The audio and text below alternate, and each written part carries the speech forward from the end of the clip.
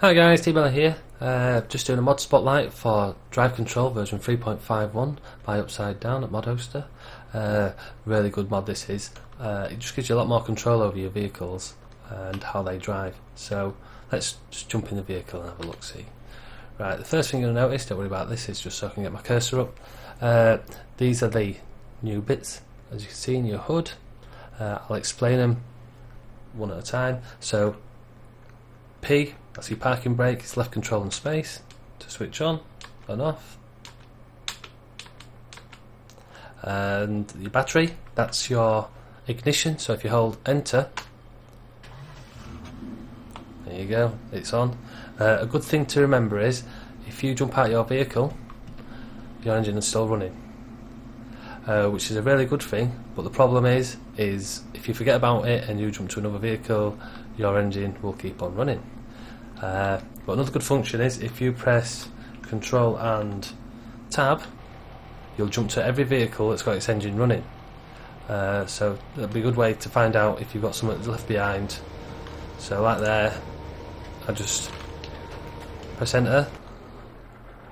There you go, switches its engine off. Control Tab.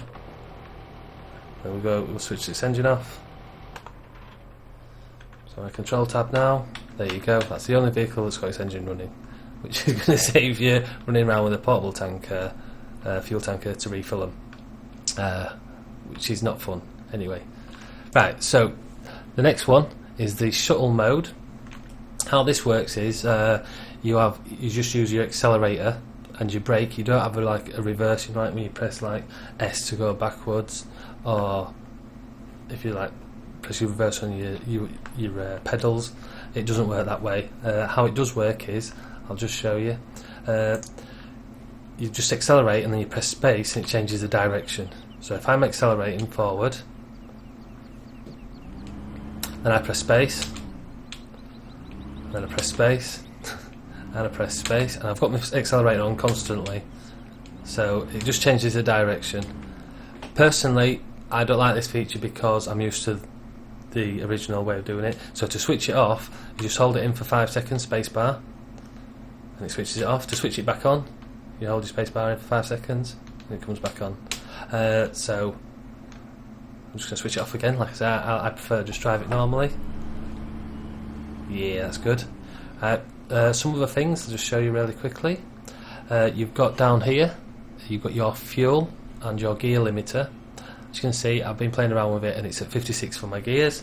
So if I press shift and right arrow key, it increases it. So as you can see, it'll go full speed.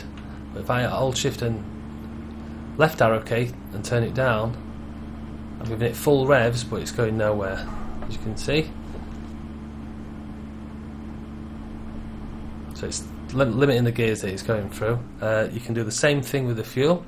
If you press left shift and your down arrow key, this way you can just use less fuel. There you go, we've stopped.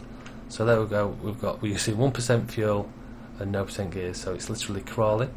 So if we increase the gears, I'll just not do anything until we increase the fuel. Which will be handy if you wanting to use it for a field and you want to use it for torque, or you want it to have a set speed or a set limit, so it'll be really useful for that. So what I'll do is I'll just turn them right back up to full, just for now. So there we go. Oh, let me just switch this off. There we go, driving normally again, full speed.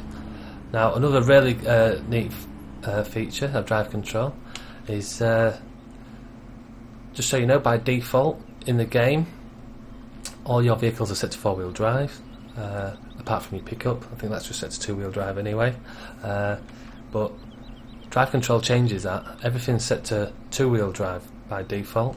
So what you need to do is you press your left shift and your number 4 key at the top to switch on the 4-wheel drive, and it does make a difference. If I'll just show you, I'll just switch it off. As you can see, you'll all know what it's like driving a pickup. There you go, we've gone, look, no control, it's all over the place. I didn't go very far. Now if I press shift and 4, even though we're in a field, we've still got a good amount of traction. There you go. Whoa! I mean, it will go because we're in a field, but it's not as bad as... I mean, if I was doing that on 4, I mean in 2-wheel drive, have a look. It's gone, look. It's gone. It's gone. It's gone. It's gone. So, Shift and 4. Just remember it's the numbers at the top of your keyboard and not your number pad at the side, because it won't work if you do the number pads at the side. And Shift and 5 at the top, that switches on your front differentials, and Shift and 6 at the top switches on your rear differentials, which just gives you a load more control over your vehicle when you're driving around.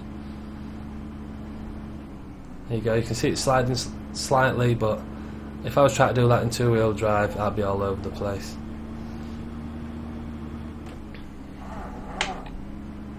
It just helps it handle a lot better, that's all. Now, I don't know if it uses any more fuel. That's something I don't know. I don't know if having all these enabled uses more fuel. If anybody does know, by all means let me know below. So that's it, guys. I think I've covered most of the stuff. There's probably... there is another thing. I'll just show you. It's a nice little feature. When you go in your cab, if you check, the engine goes quieter. You notice that? Can you hear that? That's cool. I like that. So that's another little feature, and it's got other little features as well. So I've covered most of them here. If there's something I've missed, by all means let me know below, and I'll look into it. But thanks for watching, guys, and if you've got any comments or suggestions or anything, like I say, leave them below, and I'll see you all in the next video.